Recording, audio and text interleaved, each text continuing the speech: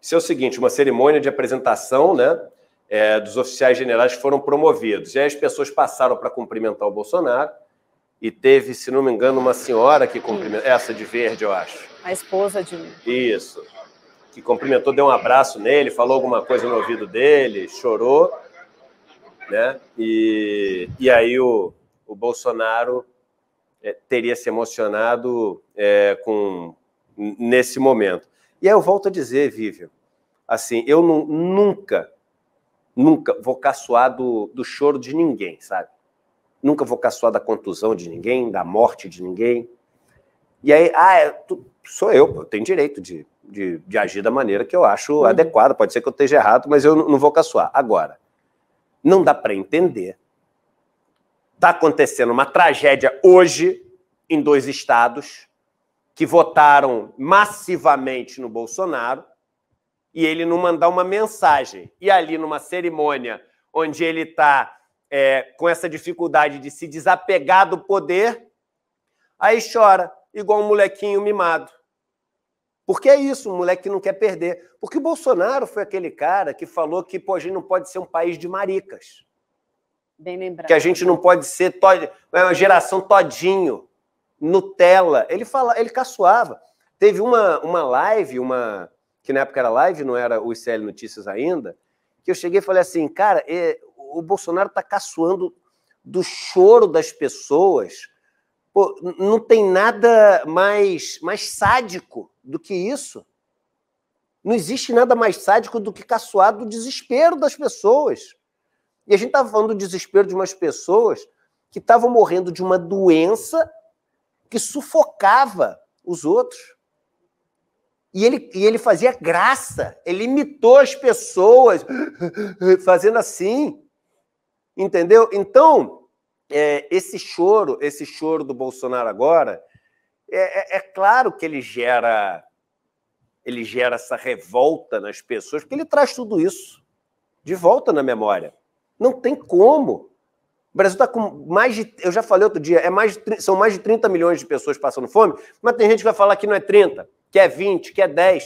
Se fosse 1 milhão de pessoas passando fome, sabe o que é 1 milhão de pessoas, Vivi? É muita gente.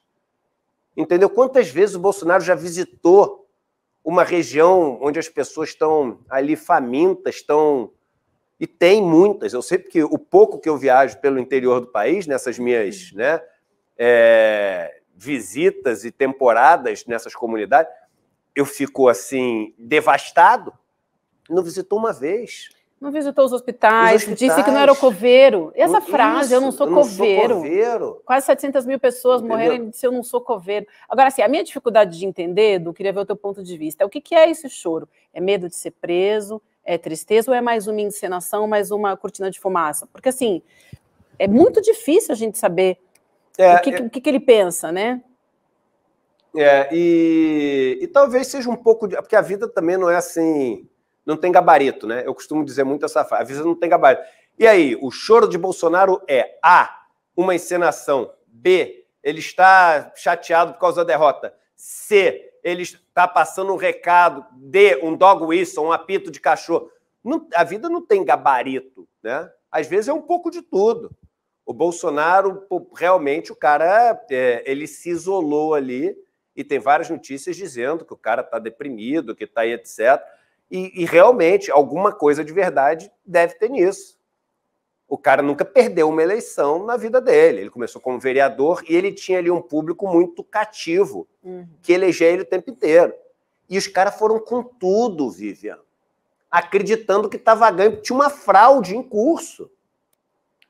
Imagina, os caras botaram quase 100 bilhões de reais para ganhar essa eleição. Na cabeça deles não passava a hipótese de que não ganhariam.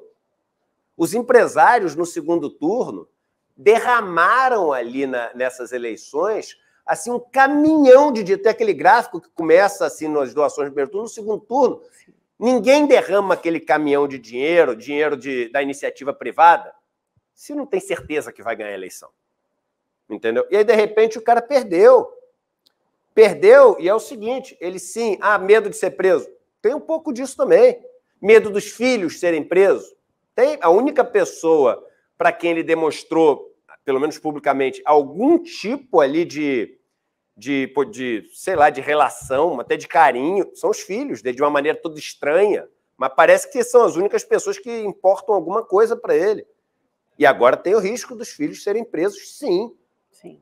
Não é à toa que esses caras estão meio sumidos aí do jogo, né? Quer dizer, o único que não está sumido do jogo é o Eduardo Bolsonaro, que apareceu no jogo, né? Da Copa do Mundo. Mas então eu acho que esse choro tem um pouco de tudo, mas o choro que as pessoas esperavam do presidente da República nunca veio.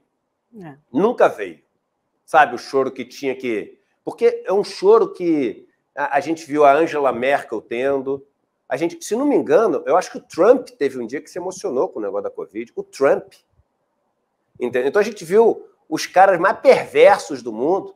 A gente viu gente de extremo... A gente viu todo mundo ali se conectando com o sofrimento. E o Bolsonaro, por isso a gente chama de sociopata. Ele nunca se conectou com esse sofrimento. Como ele agora não está se conectando com o sofrimento das pessoas. Está acontecendo agora. E não mandou uma mensagem, entendeu? Então é um choro ontem que realmente acaba causando uma enorme indignação. E não tem como não compreender essa indignação toda.